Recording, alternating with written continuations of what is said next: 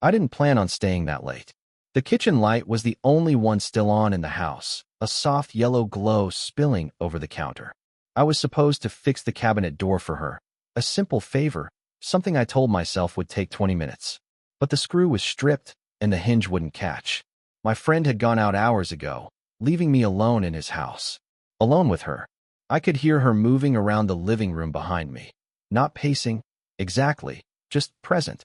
The sound of a wine glass setting down, the faint rustle of fabric when she shifted in the armchair. Every now and then, I'd catch her reflection in the darkened window above the sink.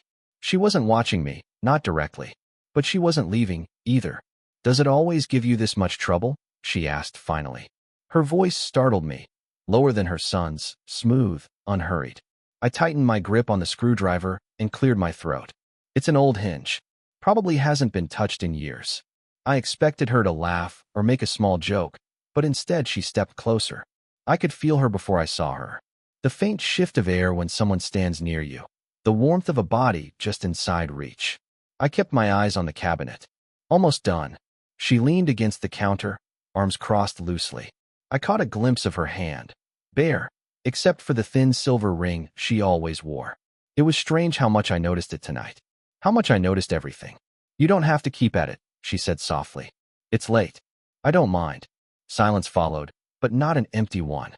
It pressed in, filling the kitchen, making the hum of the refrigerator sound louder than it should. I risked a glance at her. The light picked up strands of her hair, the faint tiredness around her eyes, the way she worried her lower lip without meaning to. I'd seen her hundreds of times before, dropping her son off at practice, waving from the driveway, setting groceries down with practiced ease. She was always composed, always sure of herself. But tonight felt different. The hour made everything softer, less guarded. The screwdriver slipped from my fingers and clattered to the floor. She bent at the same time I did, and for one suspended second our faces were too close. Her perfume was faint, not flowery, not sweet, but sharp in a way that lingered. My hand brushed hers as we both reached for the tool. I should have pulled back faster. I didn't. She did, though, straightened quickly, tucking hair behind her ear like nothing had happened. But her breathing had changed, and I noticed it.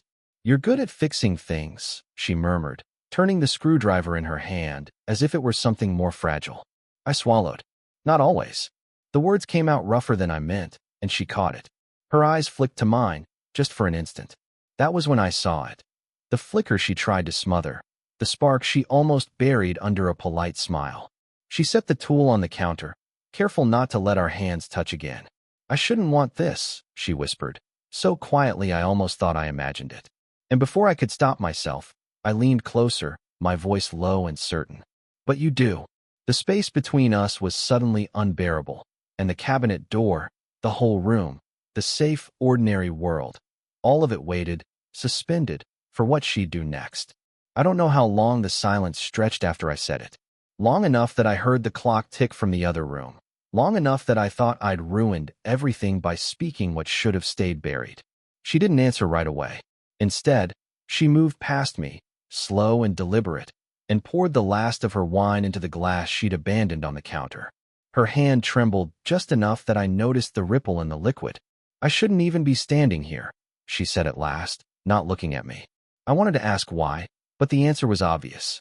She was my friend's mother, almost twice my age. Someone who had always been steady, unreachable, the adult in every room. I wasn't supposed to notice the way her voice softened when she was tired, or the way she kept touching her wrist like she could hide the faint indentation where a wedding band used to be. She set the glass down untouched and leaned against the counter again. Her shoulders dropped, like she'd been carrying something heavy all day, maybe all year. "You've been doing too much," I said before I could stop myself. Her eyes flicked to mine, sharp at first, then softer, as though the comment caught her off guard. "Too much. You hold everything together. For him. For yourself." I gestured vaguely toward the living room, toward the empty house that suddenly felt too quiet. "But no one ever asks if you're—" I stopped, realizing how far I was treading. "If I'm what?" she pressed, but her tone wasn't defensive. It was weary, almost hopeful. "If you're tired." Her lips parted, but no words came. She looked away instead, down at her hands. She turned the ring around her finger, slow, distracted. The gesture was so unguarded it made something twist inside me, because for the first time, she wasn't my friend's mom, or some untouchable figure. She was just a woman, standing in her kitchen late at night, caught between what she wanted and what she feared. I wanted to tell her I saw her. Not just the neat version of herself she showed the world, but this, the cracks, the hesitation, the loneliness that slipped through when she thought no one was watching. Instead, I said nothing. The hum of the refrigerator filled the silence. She let out a breath, a quiet one, and then reached for the screwdriver again. When she handed it to me, her fingers lingered against mine just a second too long. "You should probably finish before it gets later," she said, voice steady but softer than before. I nodded, though the cabinet was already fixed. My pulse thudded in my ears. I should have walked away, thanked her, left the house. That would have been the clean, sensible thing. But when I set the screwdriver down, she didn't step back. Her hand stayed close, almost touching mine.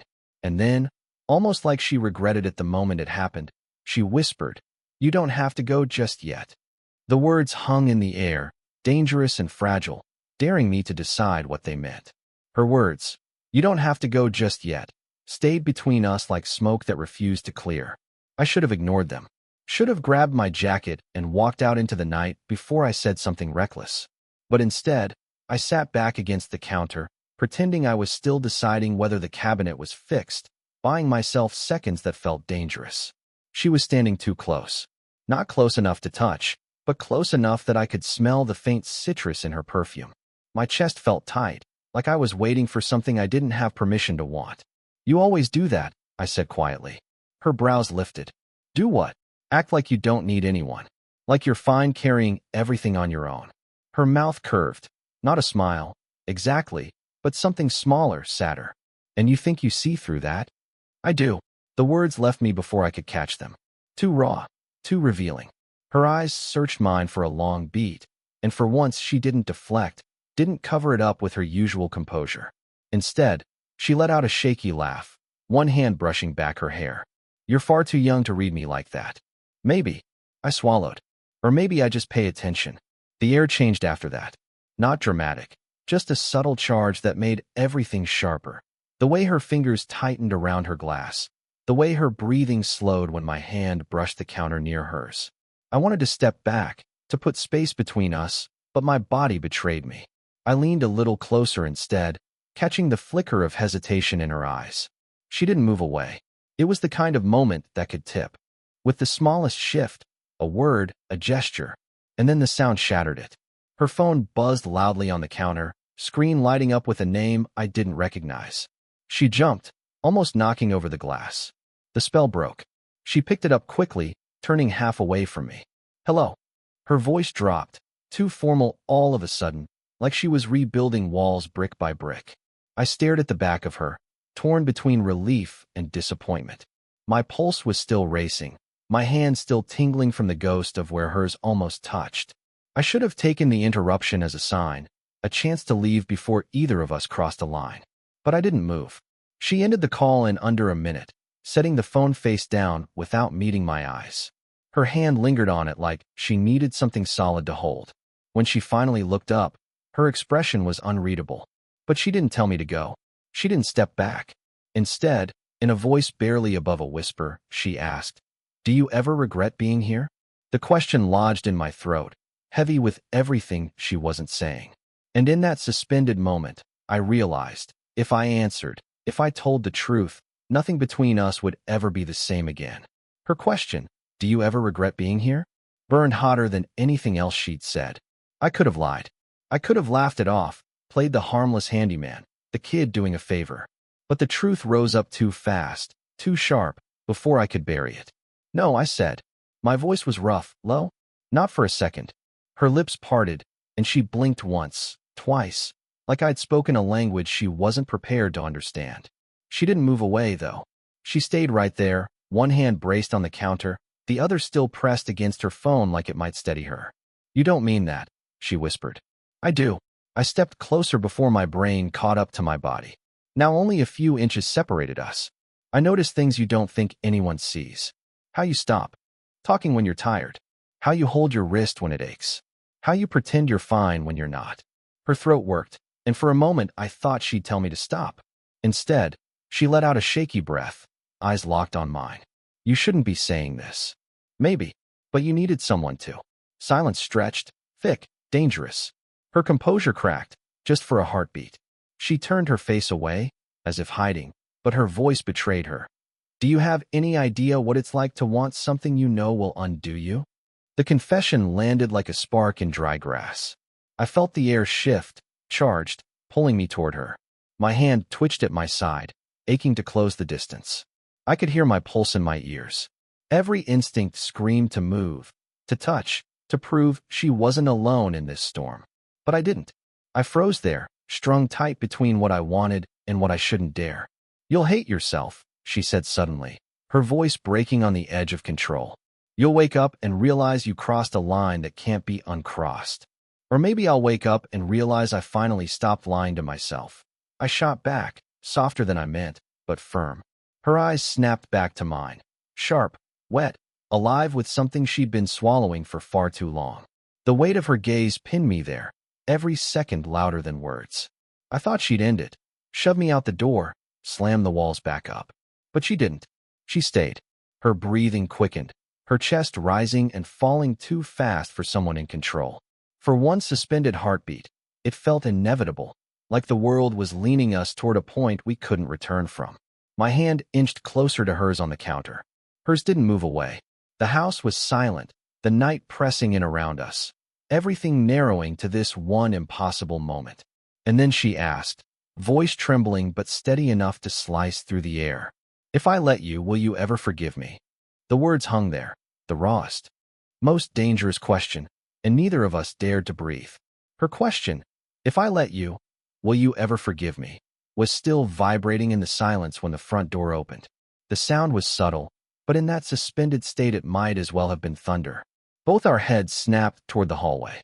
Keys rattled, a low voice carried in. Her son's, casual, unguarded. Mom? You still up?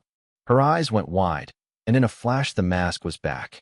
She straightened, smoothed her blouse, snatched up the screwdriver like the cabinet had held us here for hours instead of desire. The sudden shift left me stunned, caught halfway between guilt and the ache of what almost happened. I stepped back fast, too fast, bumping the counter. My heart hammered. In here, she called, her voice perfectly steady now, practiced. I barely recognized it as the same voice that had just cracked open in front of me. Her son entered, tossing his bag on a chair. He gave me a nod, casual, unknowing. Hey man, my mom making you slave away again. I forced a laugh, too sharp. Something like that. I wanted to breathe, to steady myself, but I couldn't. Not with her standing inches away, acting like we'd never crossed a line, never whispered confessions that could unravel everything. Her son rambled about his night, about the game tomorrow, about nothing at all. And the whole time, she didn't look at me. Not once. But when he finally left the room, his footsteps fading upstairs, she set the screwdriver down with trembling hands. You can't come back here like this again, she whispered, the words barely reaching me. Like this. My throat felt raw. She turned, meeting my eyes with something sharp. Fear, longing, both tangled. You're his friend. That's who you are. Nothing more.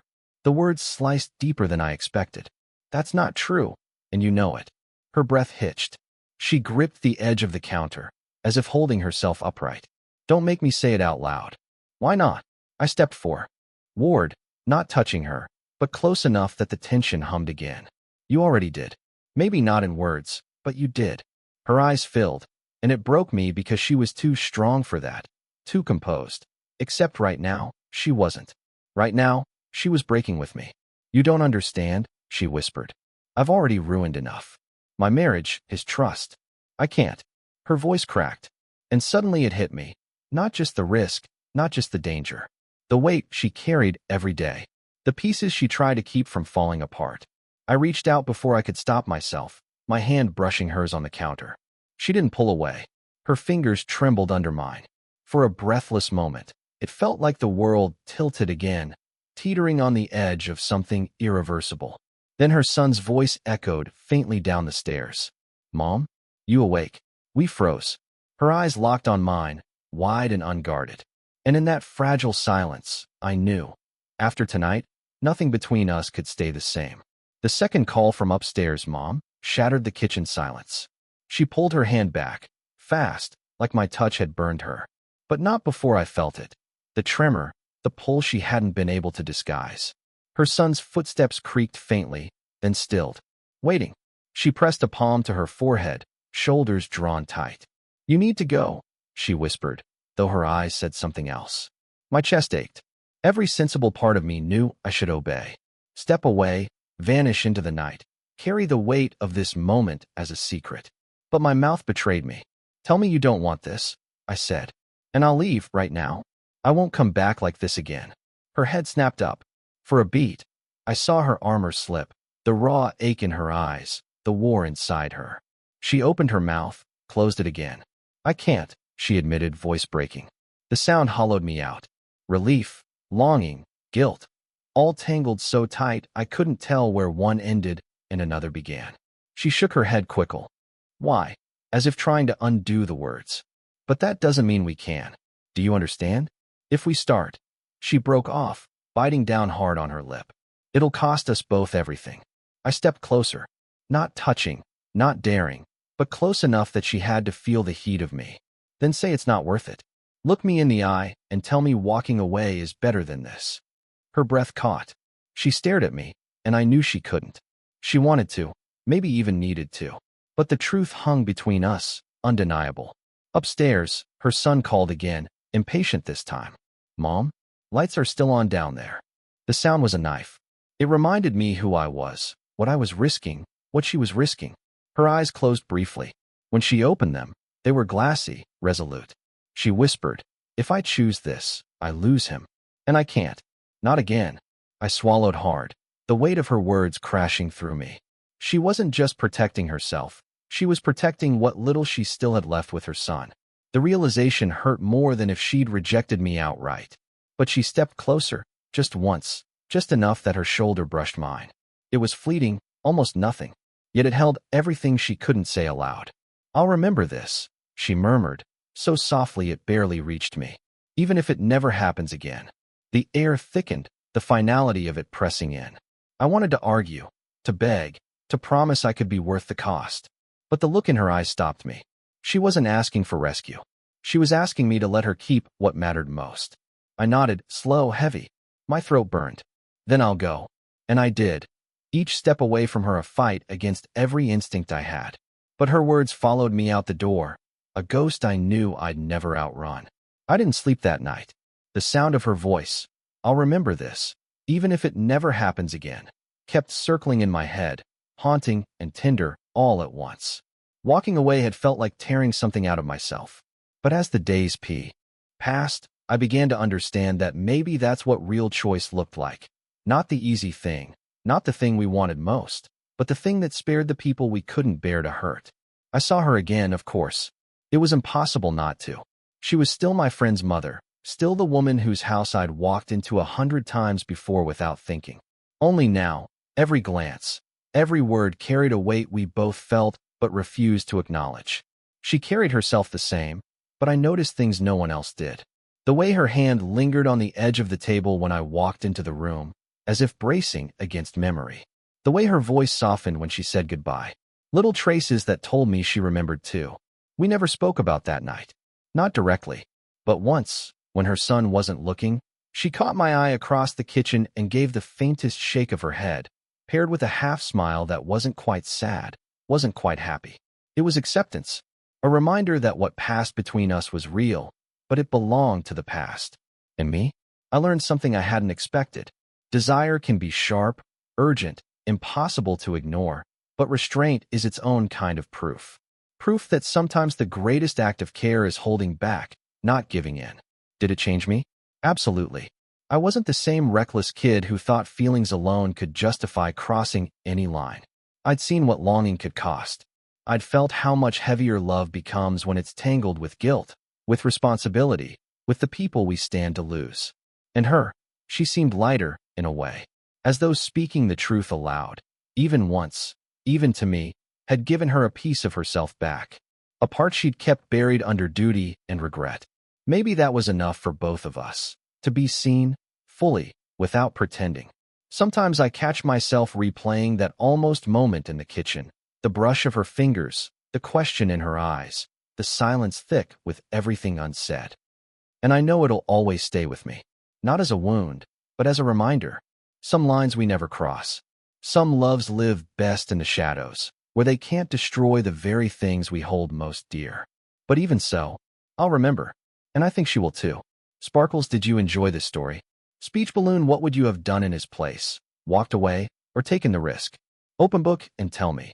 What kinds of stories would you like to hear next?